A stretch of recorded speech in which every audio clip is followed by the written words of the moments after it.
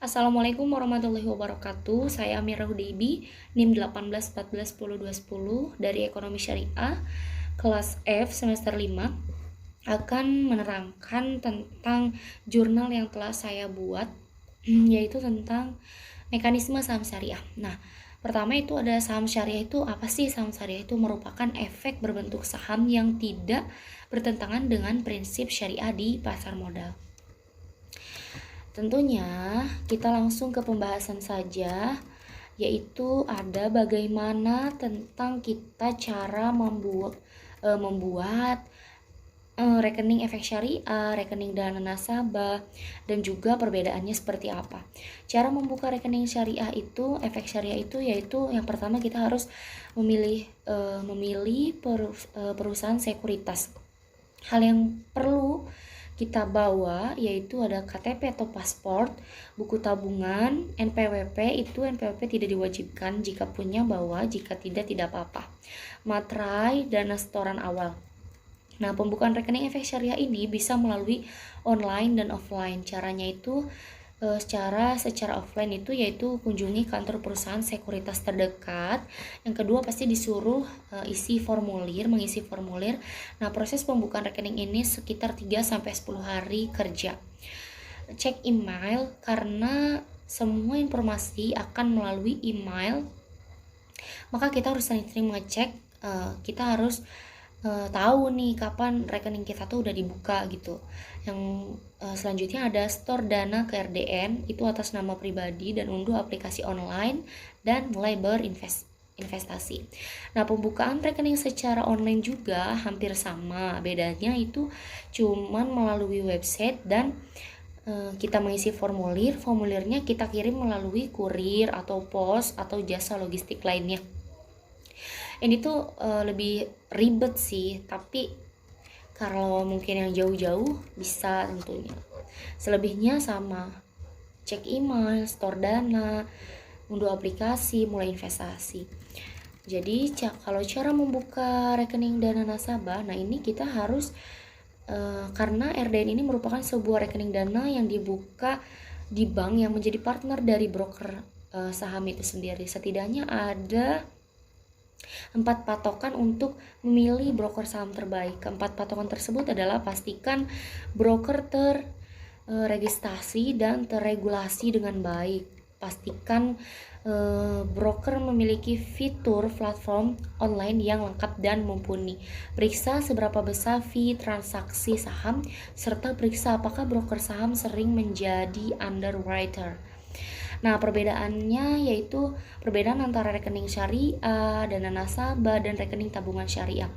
Rekening efek syariah itu adalah rekening yang menampung semua saham syariah atau portofolio saham syariah yang dimiliki oleh investor. Sedangkan rekening dana nasabah itu adalah rekening yang menampung semua uang investor, baik modal investasi, hasil keuntungan investasi, dan hasil penjualan saham syariah. Dan yang terakhir ada rekening tabungan syariah, yaitu jenis tabungan di bank yang dijalankan sesuai akad syariah. Tabungan ini tidak mengenal bunga syariah, tetapi menggunakan sistem bagi hasil. Pembahasan selanjutnya ada tentang SOTS, yaitu Syariah Online Trading System. Merupakan suatu fasilitas transaksi saham syariah secara online yang diciptakan oleh BEI dan dikembangkan oleh anggota bursa BEI. Nah, ini tuh wajib di sertifikasi kesesuaian syariahnya oleh DSN MUI dan direview berkala setiap 3 bulan sekali. Tujuannya yaitu beberapa ketentuan SOTS adalah: 1. Transaksi berbasis dana tunai. Yang kedua, hanya saham syariah yang dapat ditransaksikan. Yang ketiga, margin trading tidak diperbolehkan dan short selling tidak diperbolehkan. Tujuannya itu untuk memudahkan para investor yang ingin bertransaksi secara online, bertransaksi syariah gitu, sehingga investor tidak perlu ragu dalam memilih mana saham yang sudah memenuhi kriteria syariah itu. Selanjutnya itu ada bagaimana cara order transaksi saham.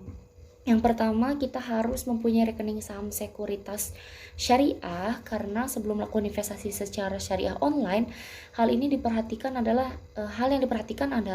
dengan membuat rekening saham. Apabila rekening saham, maka kita bisa order saham syariah itu sendiri. Yang kedua yaitu mengecek indeks saham syariah. Setelah melakukan pendaftaran ya melalui kita pembukaan rekening, maka kita harus mengecek indeks saham tersebut. Lewat saham itu bisa diketahui tentang saham apa saja yang sedang naik maupun yang sedang turun. Contohnya seperti indeks saham syariah Indonesia, Jakarta Islamic Index, dan Jakarta Islamic Index 70. Yang ketiga itu dengan melihat fundamental dan dinamis secara teknikal. Yang selanjutnya itu perdalam pengetahuan tentang saham syariah, karena ketika kita mengetahui bagaimana tata cara pembukaan, order, atau yang di dalamnya menyangkut tentang saham syariah, maka kita akan semakin mudah untuk order saham syariah itu sendiri.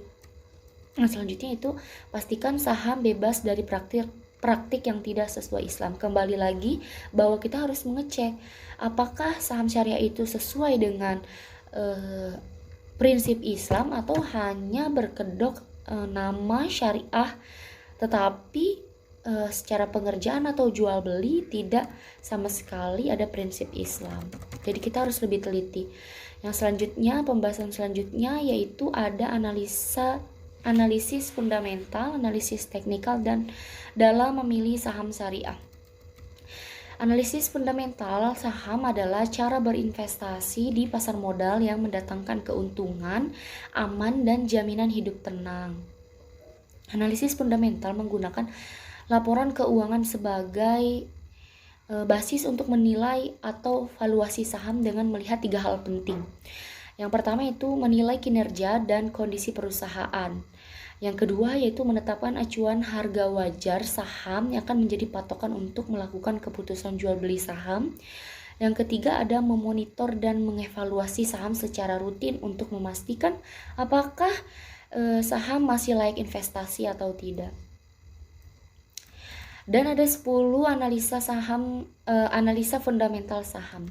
Yang pertama itu ada pilih perusahaan bagus dan solid, acuan harga saham yang pantas, margin of safety, kuasai laporan keuangan, bayar dividen, saham bagus, sumber informasi valid, stock screener, long trade, beri kesempatan manajemen bekerja, dan siapkan mental. Nah, selanjutnya itu ada analisis teknikal, adalah cara menganalisis pergerakan harga aset di pasar finansial menggunakan perangkat statistik seperti grafis dan rumus matematis.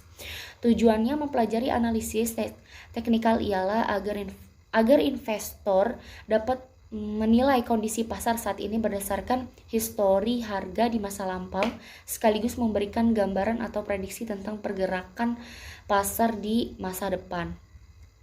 Analisis teknikal dapat digunakan baik untuk investor maupun trader, meskipun tujuan mereka berbeda, tapi mereka masih bisa menggunakan.